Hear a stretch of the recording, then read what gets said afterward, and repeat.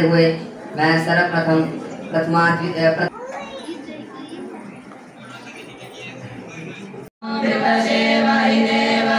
दूर रख के यहाँ अध्ययन करने के लिए भेजे हैं, जो एक छोटा मोटा कार्य नहीं है, क्योंकि आजकल तो ये देखा जाता है कि कोई इंजीनियर बन गया, डॉक्टर बन गया, कितने पैसे लेकर वापस आएगा, घर आएगा, उसी को ज़्यादा समझा जाता है, उस अध्ययन को ज़्यादा समझा जाता है। और जो हमारे ये छोटे बट्टू जिस राह पे, जिस पथ पे चले हुए हैं, ये आज नहीं तो कल इस पूरे विश्व के पथ प्रदर्शक बनेंगे। मैं आगे जाता ना हुआ, चूंकि मैं भी इस व्यवस्था में पला हुआ हूँ, मेरी भी आज जो है वो यहीं गुजरी है, इन स्कूलों में पढ़ा हूँ। और ऐसे हमारा जो पाठ्यक्रम था, उस पाठ्यक्रम में पढ़ा हूँ जहाँ मात्र हमारे इतिहास पर, वो भी अधूरा इतिहास, भौतिकी, फिजिक्स हो गई, रसायन शास्त्र हो गया, गणित हो गया, और अंग्रेजी की भाषा, हिंदी नाम मात्र। उसमें हम तो कोई शिष्टाचार, कोई आचरण, कोई अपने में कोई मूल्यों की कोई उससे कुछ संचार ना हो सका हमारे जीवन में। परंतु शनै शनै हमने देखा कि आज हम लोग अपनी संस्कृति से, अपनी धरोहर से बहुत दूर जा रहे हैं। कहते हैं कि जब हम अपने आंख, कान और मुंह बंद कर देते हैं तो हम पूरी इस सृष्टि से बाहर चले जाते हैं। किसी को देखना हो उसके लिए अच्छी दृष्टि चाहिए, समझना हो तो अच्छा मस्तिष्क चाहिए, और बोलना हो तो मीठी वाणी चाहिए। हमारी एक ये मुर्दा जो है, हमारी जुबान जो है, ये भी चाहिए हो। अपने समाज से वंचित रखना हो, अपने देश से वंचित रखना हो, अपनी संस्कृति से वंचित रखना हो, अपनी धरोहर से वंचित रखना हो, तो उसमें कहते हैं वेशभूषा और भोजन लग रहा है, इतना प्रयास हो रहा है। लेकिन दूसरे देशों में, जिनको हम कहते हैं अरब कंट्री, मुस्लिम देशों में, आज वो सहर्ष अपनी मर्जी के साथ वो सनातन को अपना रहे हैं। आज हमारे पास सऊदी अरबिया है, हमारा ये दुबई है, हमारा कुवैत है, हमारे दूसरे इलाके हैं, वहां संस्कृत भाषा को अनिवार्य बनाया गया है। वहां गीता का प्रचार और प्रसार हो रहा है।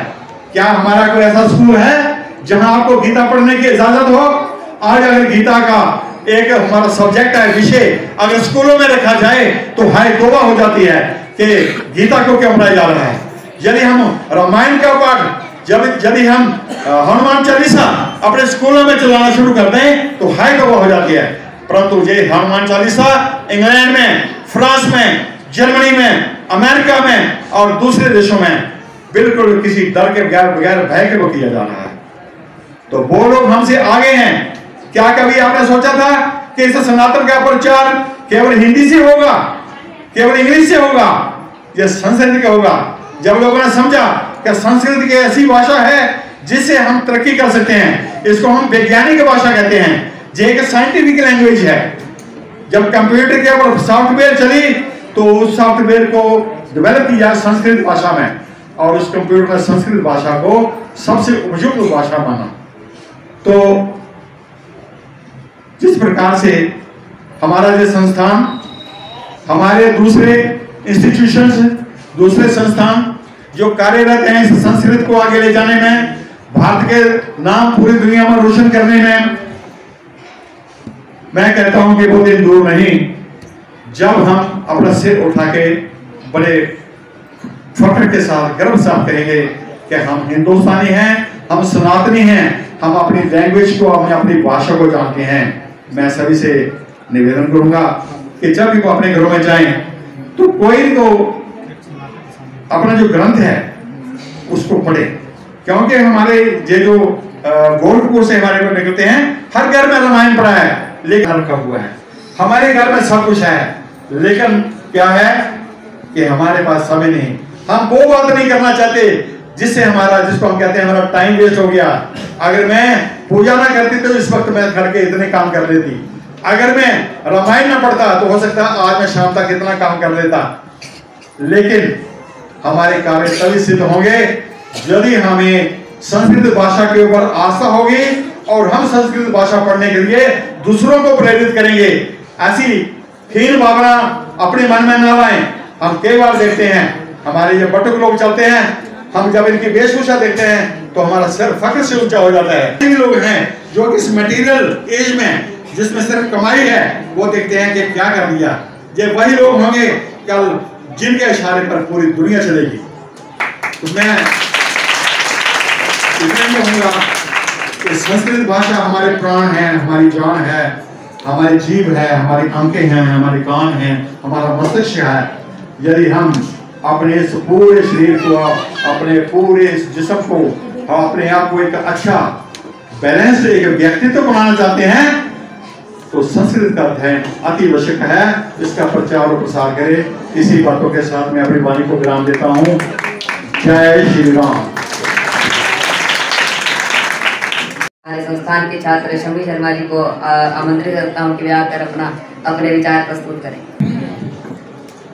नमः सभायै उपस्थितानां अतिथीनां चरणवन्दनं पूर्वकं मदीयं सतीर्थानाम् अभिवन्दनं पूर्वकम् अस्य विश्व संस्कृत दिवस्य उपलक्ष्ये अहं किञ्चित् वक्तव्यम् इच्छति। 1969 तमे वर्षे प्रथम विश्व संस्कृत दिवस आचरितः। विश्व संस्कृत दिवसः प्रतिवर्षं श्रावण मासस्य पूर्णिमातिथौ आचर्यते। संस्कृत भाषायाः इति कृतज्ञतां सम्मानं च प्रकटयितुं विश्व संस्कृत दिवसः आचर्यते। अस्मिन् दिने संस्कृत भाषायाः पुनरुत्थानं मुनिवर विकसित कविवर विलसित